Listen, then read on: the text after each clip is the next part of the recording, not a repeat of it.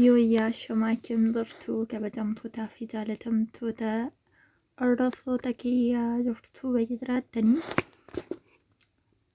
hedduuman isin yaadee jira jirtu bayyaa keessanii nagaa keessanii ani nagaa dhagalata waaqayyoo ammaan gara Itoophiyaa galee jira. Soo akka durii deddeebi'uu baay'ee fagaadheen jira. Inshallah kana booda garuu hin fagaadhu jedhee yaada. Guyyaa har'aa jechuudha. Buddeen hin tolcha jedhee yeroo jalqabaatiif jechuudha kushinaa seeneen jettanii biyya sanaa dhufee yeroo jalqabaaf kushinaa kiyya seenee uummanni biyya keenyaa jechuudha gaayis buddeen tolchaan beektu siniin jedhu yeroo dhuftan dhugaa waaqaa namni achi dhufe ruuzii affeeluu malee maalitti beeka siniin jedhu inna ani immoo jechuudha. Isinittan agarsiisaa jedheenu yaa nama bareeda jechuudha kuni seenee buddeena tolchuu eegalee yeroo jalqabaatiif jechuudha hin tolchee garuu waan akka abbadamuu miti hanga kanatti jechuudha.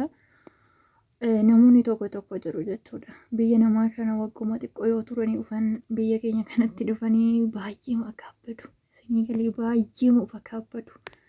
Garuu an akka kootti hin ta'u. Isinii galee amma fakkeenyaaf aladhii kanan guddadhe biyya keenya keessatti hojii biyya keenya keessaa yookaan biyya keenyatti hojjetamu hundumayyuu kanan itti guddadhe itti guddanne jechuudha. Waggoota muraasaaf garuu gaafa biyyarraa fagaannu waan akka jiru yoo dandeenye wantoota biyya namaa sana wanti hundiyyuu Itoophiyaa keessatti akkasiin ta'uu dhiisuu ni danda'a. Garuu wanta akkasitti hanga kana akka abbadamu miti jechuudha.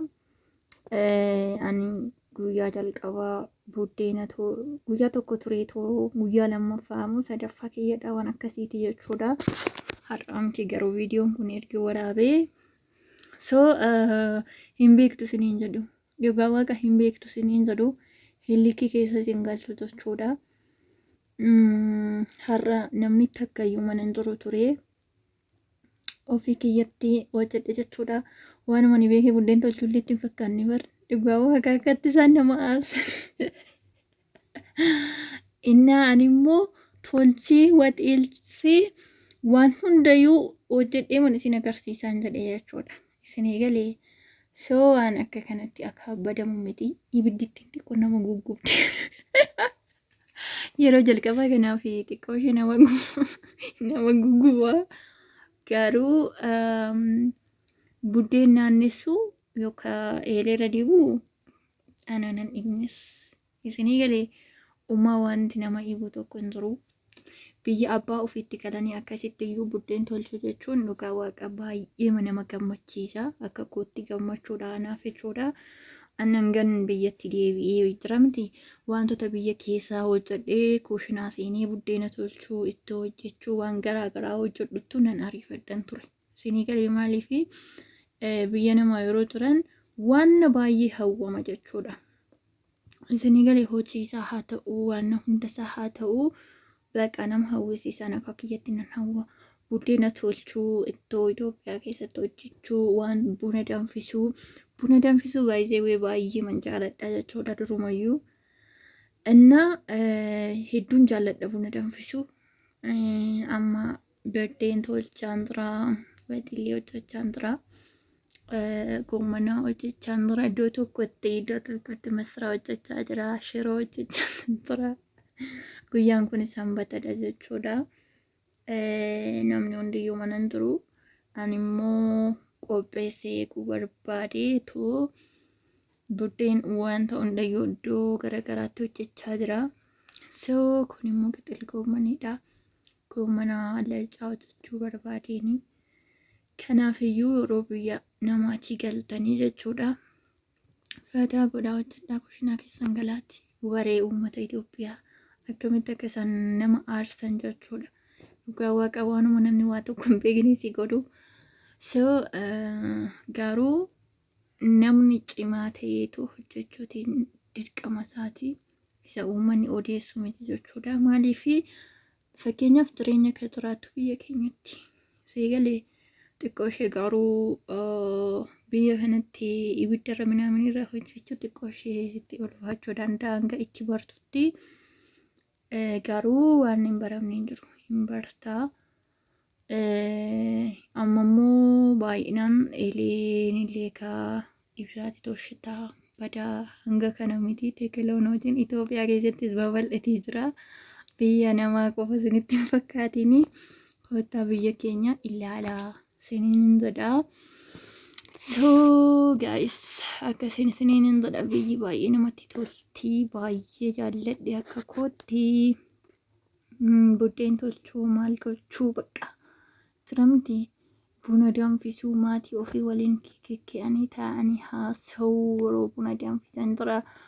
Namooti yookaan maatiin kee hundi wal ga'ee yeroo haasa'u bakka baay'ee sitti tola. Dhugaa waaqaa namni biyya namaa jiru hin hawwa jechuudha. Maaliif anillee hawwaan ture dur yoom galee maatii koo waliin bakka jiramti wal gahee taa'ee isaa waliin akka barbaadetti taphadhee haasaa jedhee yaada ture dur yeroo nama argu jechuudha. Isinillee amma akkuma kana yaaduu dandeessu. So waaqayyo guyyaa qaba waan hundaa keessatti iyyuu jechuudha. Hin geessu wanta yaaddan hunduma jechuudha. Wanta hawwitan maatii keessan kan hawwitan maatii keessan arguu kan hawwitan hojii mana keessanii jira miti afuuruma mana keessanii iyyuu kan hawwitan baay'een jiraachuu dandeessu. Maaliif ani akka sana waan hin tureefi bakka nammachuun kushinaa galee buddeena yeroon tolchuu waxii yeroon hojjedhu. Buna yeroo danfisuu bakka maatiin kiyya yeroo wal ga'anii taa'anii haasa'an keessumaa guyyaa sanbataa fa'aa guyyaa qidaamee fa'aa jechuudha. Baay'ee manatti tola. Maaliif duratti waan akka kana maatii kiyya waliin ta'uu natti hin fakkaatu yeroo biyya namaa sana hin jiru. Rakkinoota hedduutu jira biyya namaa kana keessa. Waan galteellee maatii kee wajjiniin hin tinee taatu sitti hin fakkaatu. Har'a garuu bakka gammachuun qaba dhugaa waaqa baay'ee macachuudha. Namoonni tokko tokko biyya Itoophiyaatti galanii jiraachuun hin danda'amu. Nuuroon Itoophiyaa akkas ta'ee nuuroon Itoophiyaa waddade isiniin jedhu baay'ee si sodaachisu. Anallee akka kootti akkuma kana sodaachaa hin ture. Garuu dubbiin sana miti.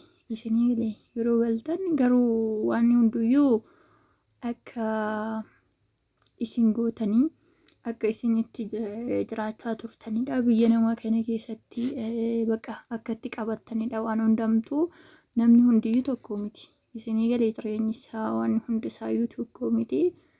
So garuu akka miidiyaa kanarratti akka abbadamu yookaan immoo jechoota namaatiin jireenyi biyya akka abbadamu sanaa miti. Dhugaa waaqa akkas miti.